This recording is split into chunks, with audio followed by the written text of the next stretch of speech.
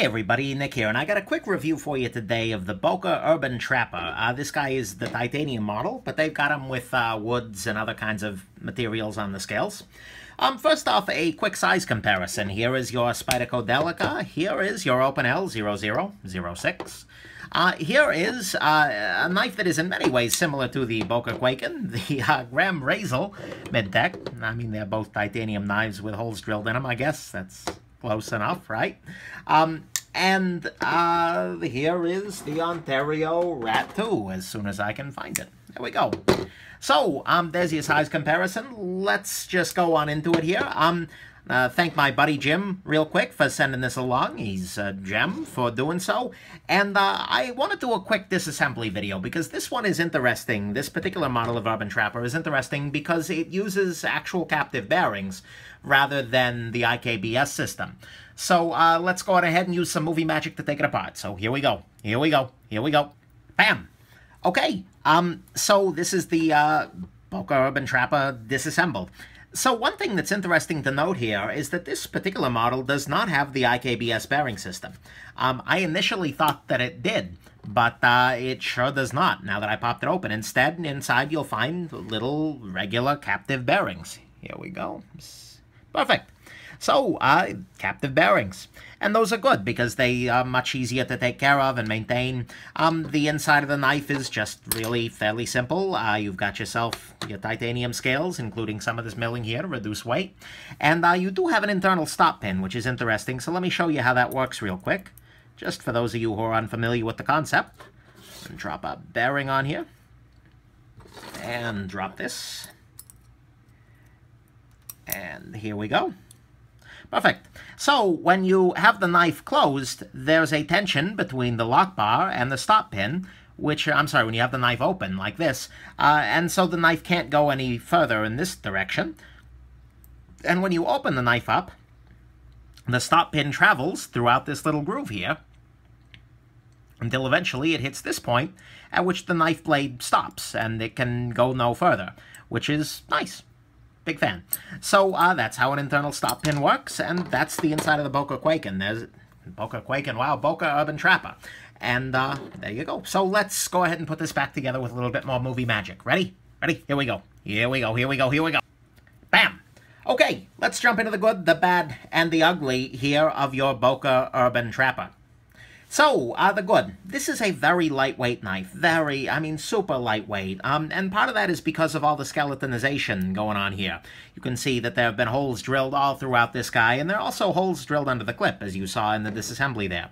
And all of this has the result of this knife being obscenely lightweight. 1.72 ounces for a 3.5-inch blade.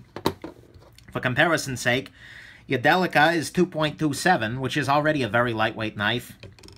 Your Rat 2 is 2.8. And, of course, your Graham Razel weighs in at 6.4 ounces.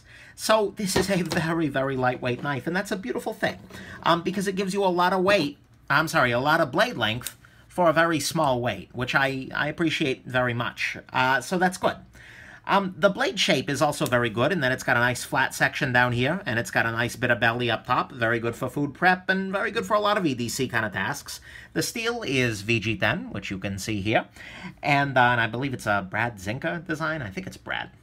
Either way, it's somebody named Zinka, and that's his design. And there's more than enough length for pretty much any task you've got for EDC here. And the blade is very thin. You can see that here. It's nicely thin, which makes it great for food prep, for cutting up apples. This is a great little portable steak knife, if you want to think about it that way. And actually, that's a beautiful part of the design, because it makes it not terribly scary to people. They look at this and they think, oh, that's a cute little steak knife. Weird that he brought his own, but okay. Rather than, oh my god, weapon, murder, run! You know, so that's good. There are some other nice parts of the design, too. I like the aesthetics of it overall. I like the fact that it's just two screws to take it apart, this one and this one. Although the screws they use are a little bit on the soft side here. Not a big fan of that, meaning that they're easy to strip.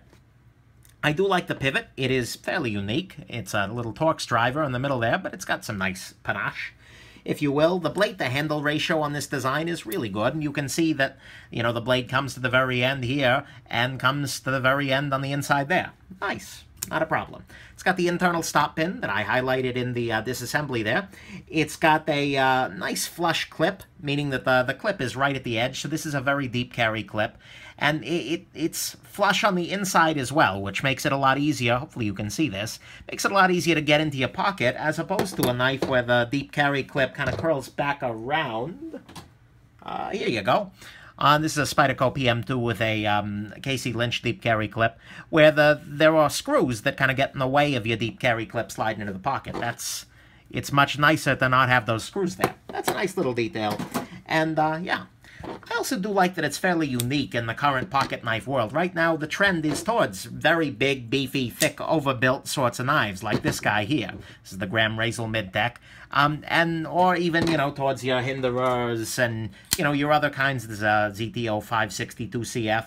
These knives that are very heavily overbuilt. You can do anything with them, but you pay a big price in weight and size. I like the fact that they were, frankly, brave enough to release something that's very small, very light, and a little bit on the underbuilt side for the rest of us who just do light use. Nice.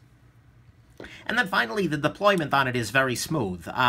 The flipping action is good. It will always flip, at least this particular one, after a little bit of servicing, will always flip. That's nice. I can't argue with it at all. And the action is satisfying. It pops open, pops shut.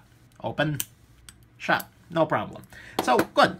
And there's your good. It's lightweight, great blade shape, great design, and great action on it. What's the bad? Let's find out. Couple of bad things here. At least for me, the ergonomics are just okay. I have small hands, and even this is a little bit small for me.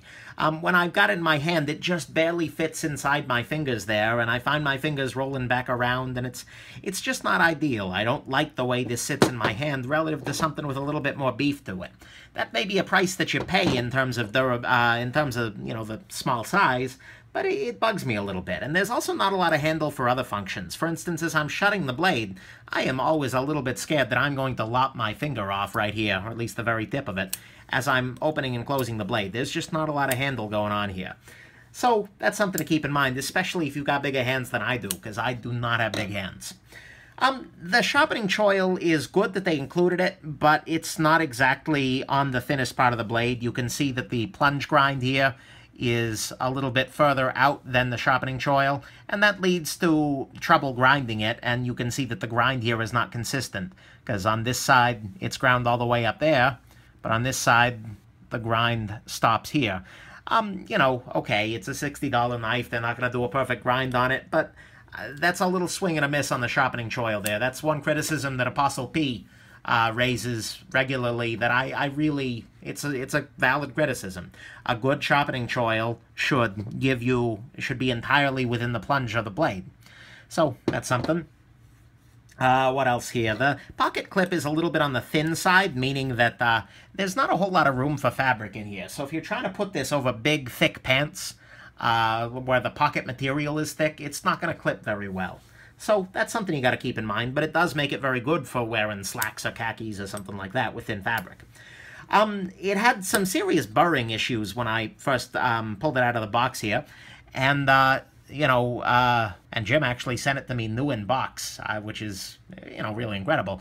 So I got the first rodeo here, but it's a weird expression. But right here at the very tip of the flipper tab, there was a little burr, a little flat sheet of metal sticking up there, and that really tore into my finger a little bit. I had to actually use a sharpening stone, a little sharp maker stone, and just wear it off a little bit, file it down, and break it off. And that was a problem, and that was something that should have been caught in QC, but it really wasn't. There is some lock stick going on here. I mean, you can hear it. I'll flip it, and now listen. Yeah. There's some lock stick going on here. I can probably fix that with some anti-ox compound. That'll help, but it's still something you got to keep in mind. The blade is not quite centered, and it's very easy for the blade to come in contact with the side of the liner here as you're opening and closing it. You can kind of hear it rattling a little bit in there. Not a huge deal, but it is something that's a little bit bothersome. And then finally, this knife is actually underbuilt. And I mentioned that that's a good thing. It's brave that they did that in this day and age. But the thing is, although it's probably fine for everything that I'm going to do on a regular basis, it's one of few knives where I'm actually consciously aware of the limits, the other being the little open L guys, because this is a knife that, you know, is not going to be well designed and well built for a variety of issues. This could, you know, it just, you know, if you even, if I pinch the scales here, you see that the scales actually come closer together. There are definite limitations here. This is not meant for hard use or even medium to hard use. So that's something you got to keep in mind. If you do any kind of hard use, this is a problem for you. So there's your bad. The ergos are just okay. The sharpening choil is a near miss. Sloppy grind work. The pocket clip is a little tiny and had some burring. And, oh, one other thing that I didn't mention is that when this is in your pocket, this little flipper tab is just kind of riding around in there. And you can see that it's just a little square. And the edges of this are very sharp and actually dig into things that you have in your pocket. So like your wallet or your phone case, if you keep them in the same pocket as your knife. This could actually injure whatever else is in your pocket in a pretty real way. And much more so than a smoother flipper tab, like for instance on your Razel here, where, you know, there's just not that much sharp there. Or certainly on this guy here, the Hinderer, which is entirely rounded off. So that's something you got to keep in mind. But anyways, and like I said, it's underbuilt is the last of the bad issues here. What's your ugly? Let's find out. Couple ugly things. First off, there is a little bit of vertical blade play back and forth. If you hold the knife like this and try and move the blade in this direction back and forth, you get a little bit of play.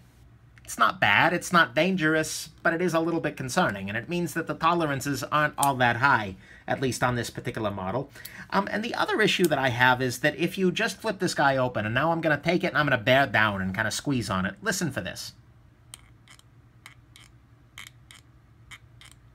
That's the lock bar sliding against the face of the knife, against the tang of the blade, that is. And that's just not great. That's not common among other knives. I mean, here's your Graham Razel. I'm going to do the same thing.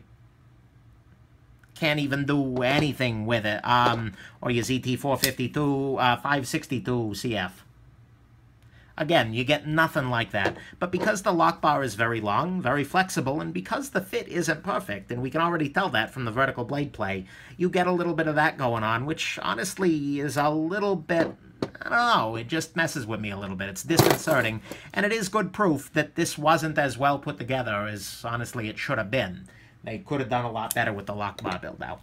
So, there's your ugly. The lock rock, as well as that little bit of movement of the lock bar on the face. Not good at all. Let's go on ahead and jump into the conclusions. So, conclusions here is that this is a very nice EDC option for very light users, because it is lightweight, it's well designed, it's got a satisfying action, by and large, and it's just not that scary to people. And that's a good thing. And so for those people, I mean, this is great. This comes across as a little steak knife, as a little food knife, and as a good little utility tool for those kinds of light use situations. Is it a gem or not? Honestly, no. I don't see full gem status here. Because it is very conditional. Some knives I can recommend for heavy use or really or harder use. I mean, there's not a whole lot that you're going to do with your Delica that's running the risk of injuring your Delica. It's a pretty damn well-built blade. I'm given you're not going to be batoning through trees and things like that, but in the range of everyday tasks that are possible, the Delica is capable of pretty much all of them. Whereas your Boker, your little Urban Trapper here, is not universally so. There are things that I have done with my knife in the last month that I would probably not want to do with this guy because of the lock rock, and just because I don't trust it terribly well. You know, things like if I'm trying to open a bag of sand, kind of stab it into it and drawing the blade over, I could get away with it, I'm sure, but I don't feel good about it. And so if you're at all hard use with your knives, if you carry things and you might actually have to put them to hard work, this is not the option for you. Flat out. Don't even bother. This is not a good hard use knife. And in fact, if you're a medium use person, where most of your use is light, but you occasionally do get a little bit more hardcore, this is something you're right on the edge, and you might even consider bringing something a little bit beefier as a backup. But if you're a light use person, that's really all you do with your knife. You know, the joke is you only use your knife to open the box for the next knife. This may be a fine choice for you. And it is lightweight, and it is mechanically satisfying, and, you know, fits nice. There's a lot of good here. but you have to be the right kind of knife user for this to really work out in your world. Anyways, so not quite a gem, but a very compelling option for somebody who loves a lightweight knife. Hope this has been interesting to you, and have yourself a wonderful rest of the day.